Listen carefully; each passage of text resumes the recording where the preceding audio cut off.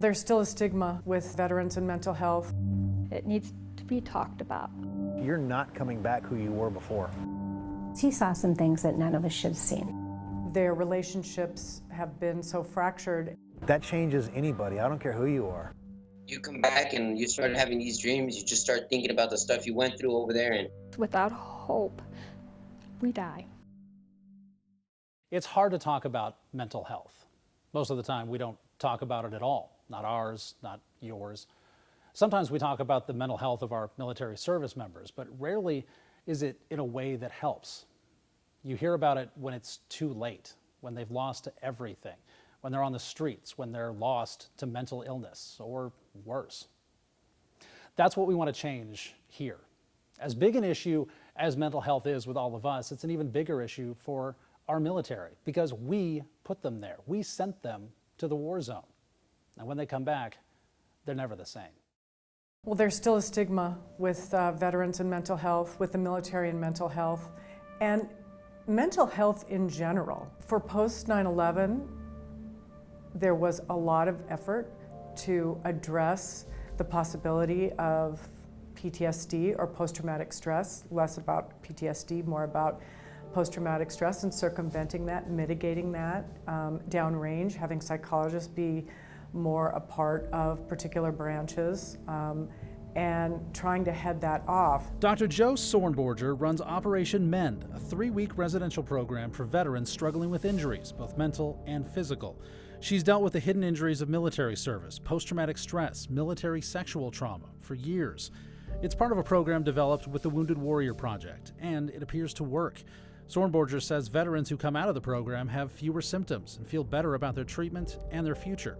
But programs like hers are not the norm. I don't think we were as prepared with the idea of the invisible wound and treating the invisible wound, both traumatic brain injury as well as PTSD. I don't think we were prepared in terms of the number of mental health providers needed.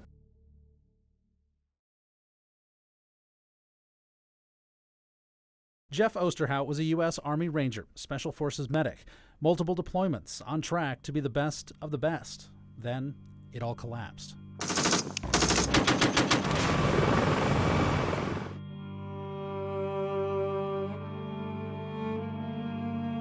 A father and a son came outside and down the side of a road, and Dad had an AK in his hand.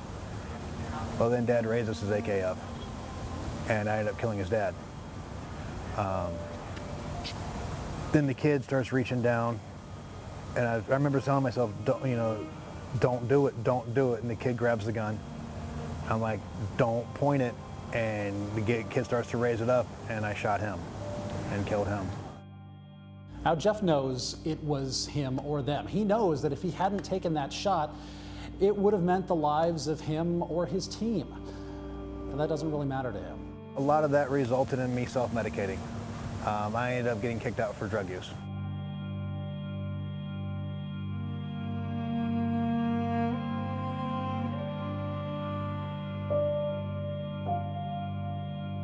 My life was over. At that point in time, it was a very dark time in my life. I was coming off of meth. I had lost everything, my family. I was on the verge of a divorce, been taken away from my kids. Now, Jeff's not saying he shouldn't have been caught. He's saying that this was a sign of something bigger. He's saying that this should have been taken into account when he was caught.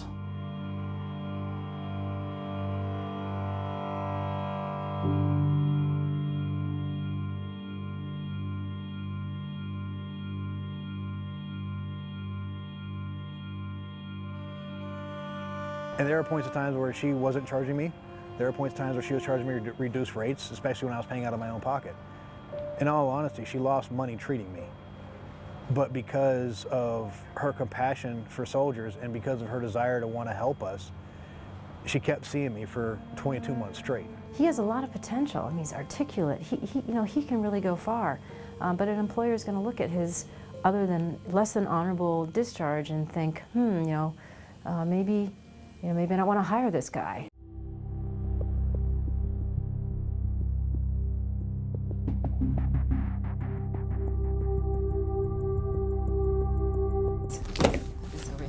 And how many many years was this? It's a very common theme, you know. They saw combat, they engaged in low-level misconduct. It's drugs, alcohol, AWOLs, talking back, aggressiveness, and those are all symptoms of PTSD and TBI.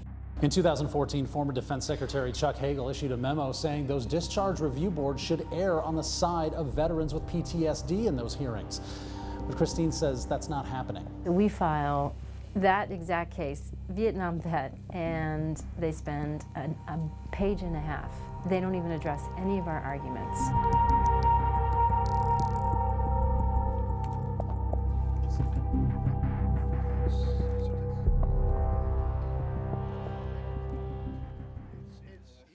I've been blown up. I've watched my friends die. I've had people close to me commit suicide, you know? 7 people in my life that I knew in some way, shape, or form, and was close to in some way, shape, or form, have committed suicide. That changes anybody. I don't care who you are. And there's a lot of societies around the world that expect that change when their guys come back. Ours doesn't. But the expectation needs to be out there. When someone goes overseas, you're not coming back who you were before.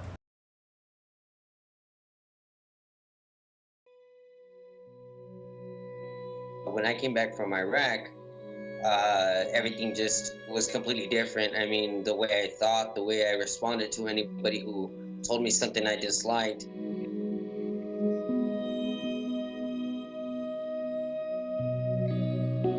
He was one of my best buddies, you know, and you come back and you start having these dreams, you just start thinking about the stuff you went through over there and you just want to get rid of it. And there's just things that you just wish you didn't go through.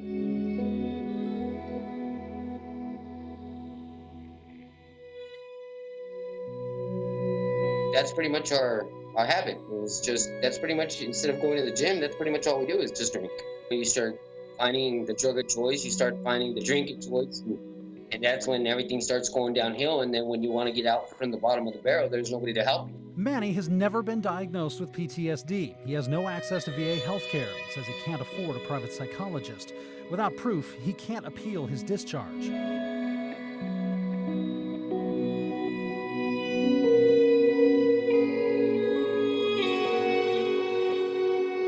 All they see is a bad conduct discharge, what we call in the Marine Corps a BCD, a big chicken dinner. And they just deny you. Obviously, they don't say it to your face, but you don't get the job, and you know that you're capable of doing it.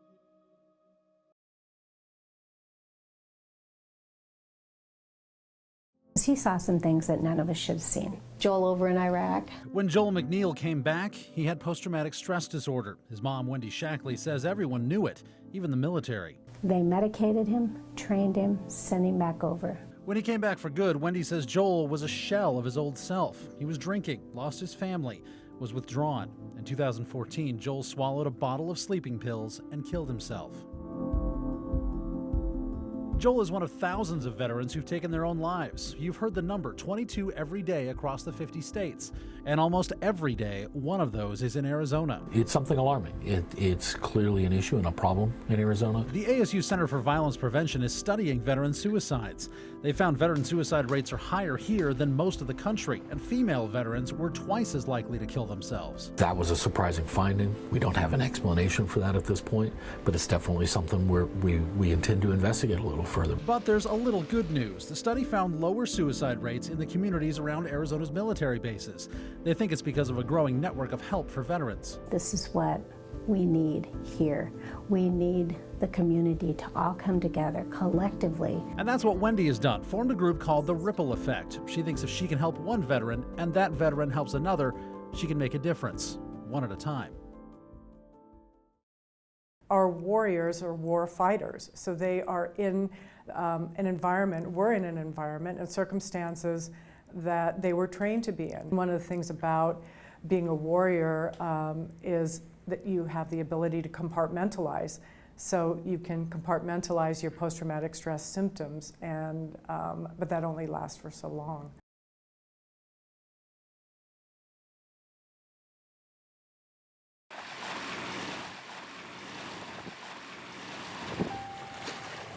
Some soldiers never come home. Some soldiers come home but never leave the war.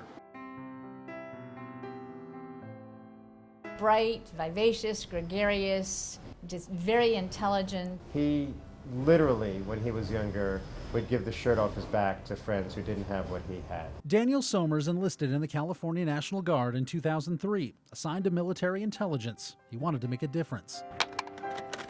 2 airplanes have crashed into the World Trade Center. My parents lived within 2 miles of the Twin Towers, so we always felt that that was a part of his desire to give back. I don't think he ever had the notion that he was going to be going overseas and killing people. Most people's exposure to the Guard was they're the people that stayed home, they were called out for floods and for fires. But National Guard units stayed deployed longer and were often redeployed again and again. Daniel faced 2 deployments in 3 years. He was a turret gunner manning a 50 cal on top of a Humvee, exposed. We really feel that he was actually going out on Special Forces missions while he was over there.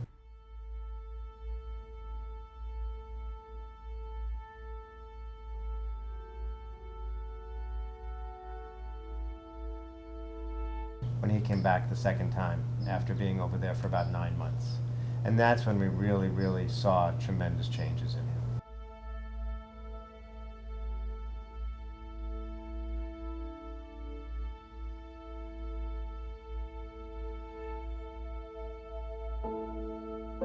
It hurt him, physically hurt him when we would hug him.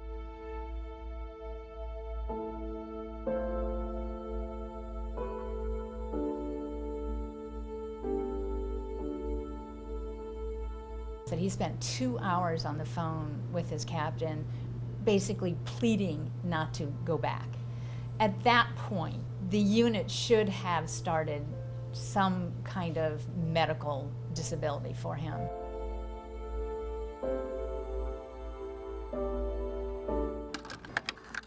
The Phoenix VA hospital when that scandal was exposed. The VA scandal, the Department of Veterans Affairs.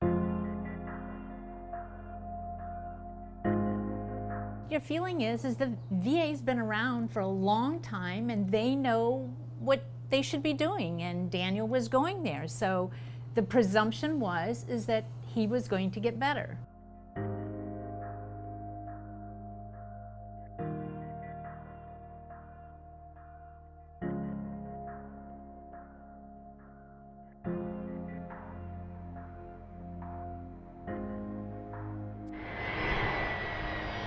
On Memorial Day weekend 2013, Daniel and his wife came to Coronado, California to visit his parents. He was different, upbeat. Looking back, his parents believe Daniel put everything he had left into that trip. We feel that it was his goodbye. Yeah, there's no question that it was. We tried contacting him and he never ever responded. And I told Jean, I said, I think we have a problem.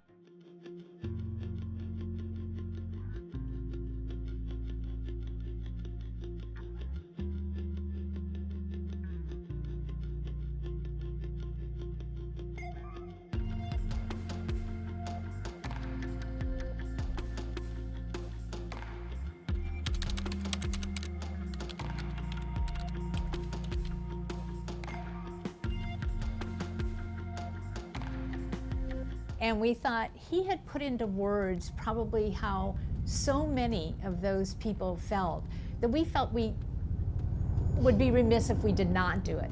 We didn't want any other family to have to go through what we went through. Daniel's notes started the investigations that led to the Phoenix VA scandal, the firing and resignations of the top staff there. Howard and Jean have become advocates for helping veterans returning home.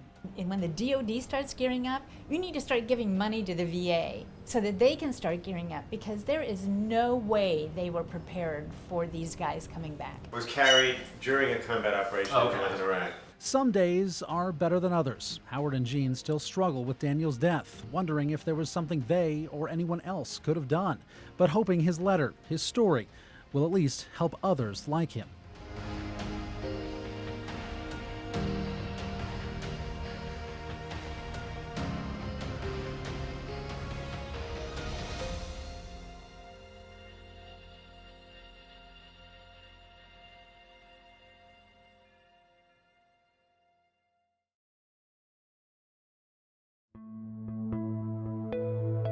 it's just a complete slap in the face. It's, you know, how are you going to go and do the things that I've done and see the things that I've seen, and then turn around and tell me, oh, well, you don't have a problem.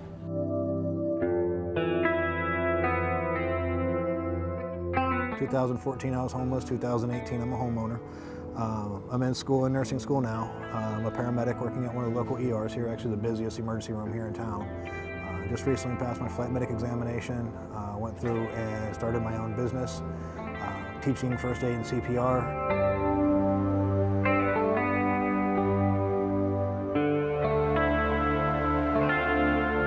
I mean, I did go through and ask for help. There wasn't a whole lot of command trust, so I didn't do it the approved command-directed pathway, but I was seeking help through the military.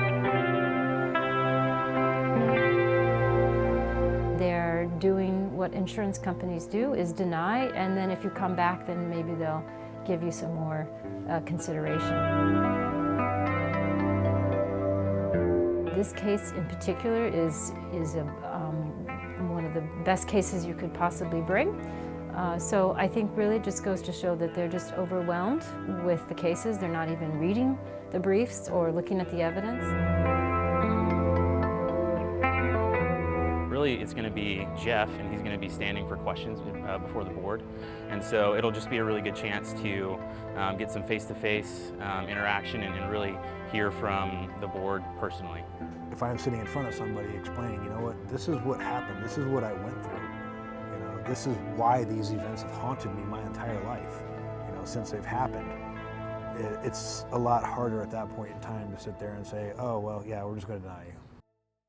Warriors experience nightmares, flashbacks, re-experiencing, isolation, avoidance. Males tend to experience much more anger and explosivity as their symptom presentation with post-traumatic stress. Women tend to be more avoidant and have depression and anxiety symptoms.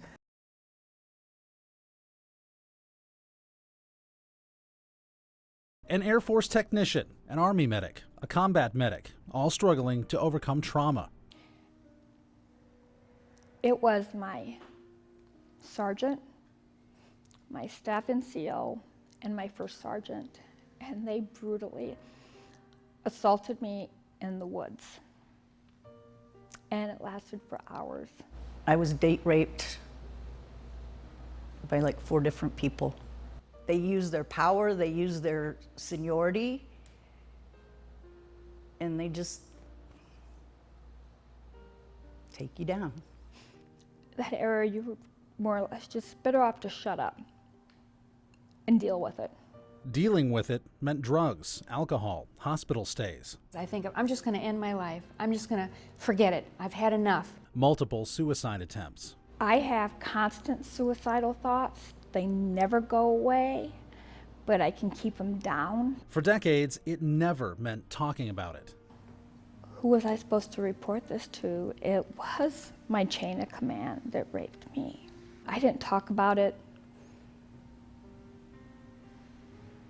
until 2001. Until they found each other and more women in a support group in the Phoenix VA. It gave me the ability to trust other women. They were not going to say, oh no, that's your fault, Julie. It wasn't just the 3 of them getting together. It was a group led by a real caseworker, someone who was trained to help them. And then in 2017, the support group ended. The person in charge retired. Mary Sambo says she was told she was too well to need the group. They feel like support groups don't have an ending. They just go on forever. And the idea that they feel is that a person gets stuck. We have classes you can go to. Well, most of us have been through plenty of the classes. They're telling us that, you know, we don't need this group anymore. Okay, maybe we don't, but how many women are out there? Most of us, it took 30 years before we actually come to the fact that this did happen. They need the help too, and it did work. You know, when something has worked for you, it's hard to let go of it. It's scary. And for these individuals, I understand what it is they're worried about, but we also want to celebrate their successes. The Phoenix VA says it did cut the support group, but says it's because the skills classes have been shown to work better. VA officials say support groups are being slowly phased out around the country. This one just happened to go now. What we're saying is perhaps the next step is to continue the support they have for each other without the therapist. Since the group ended, these women have kept in touch, stayed close, helping each other out. We're going to go out and eat after this. But it's not the same. There's no leader to keep them from backsliding. I've slipped a lot. The triggers come up more often. The smell of alcohol. That's a big trigger because my attackers were both very drunk. And now they're working together to get the VA's attention and get support for their group to run again. It needs to be opened up. It needs to be talked about. Because there's got to be hope. Because without hope, we die.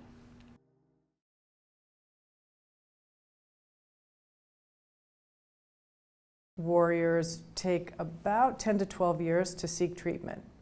And we really saw that in the Vietnam War, and we are seeing that here post 9/11. Operation Mend has been in existence since 2009, and we're seeing warriors that have been out of the military since 2006, 2007. Part of that is stigma, part of it's access to care, part of it is that their relationships have been so fractured and they can't tolerate managing their symptoms any longer.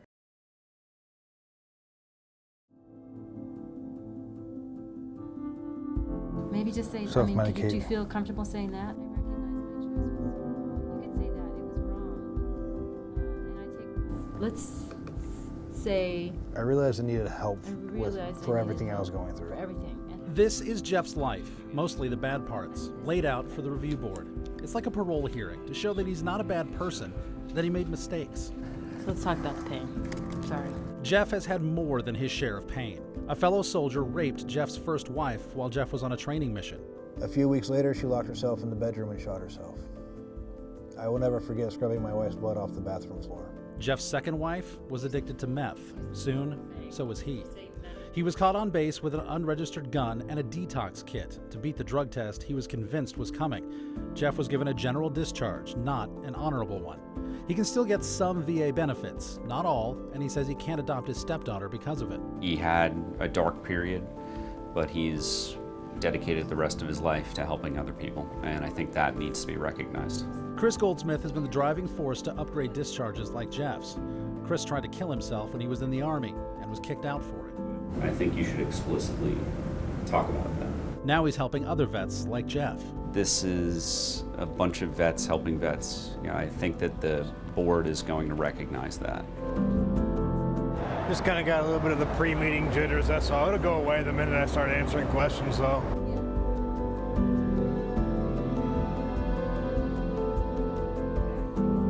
Do you feel ready for this? Yeah, I do. We've practiced a lot. I've been asked a lot of really, really difficult questions. We weren't allowed in the hearing room, but stayed with Jeff as he practiced his speech. He wanted the board to know that the meth use, his discharge, all of it, was for a reason. It took away the guilt and the pain of my father's death, my wife's suicide, the people I had killed. The Ranger and Special Forces culture is unforgiving of weakness, and we are taught to suck it up and push through. Ranger on is the motto.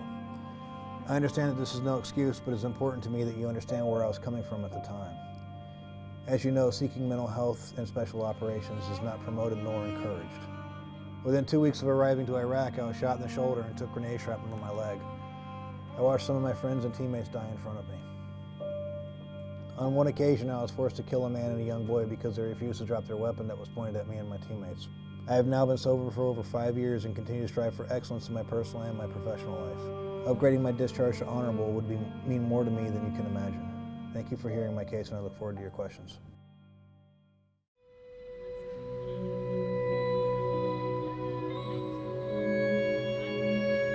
I just want to say thank you guys for everything. It's my life on display, and it's not the parts of my life I want to display. They were good questions. They were definitely Not as many questions as in the last time I was here. I also took that as a good sign. One way or another, I am bound and determined to make sure service members who suffer from PTSD, who suffer from TBI, are heard and at least given a fair chance. Experts we talked to for this project say mental health care for military service members is getting better. People are more aware of it. And believe it or not, social media, of all things, is actually helping. It's helping people become more aware and understand the horrors of war. And if you or a loved one need help, whether you're in the military or not, there is help out there. And don't wait. Take action now. Call the National Suicide Hotline if you need to. Make an appointment with your doctor. Just do something. And we have resources on our website too at 12news.com. I'm William Pitts. Thanks for watching.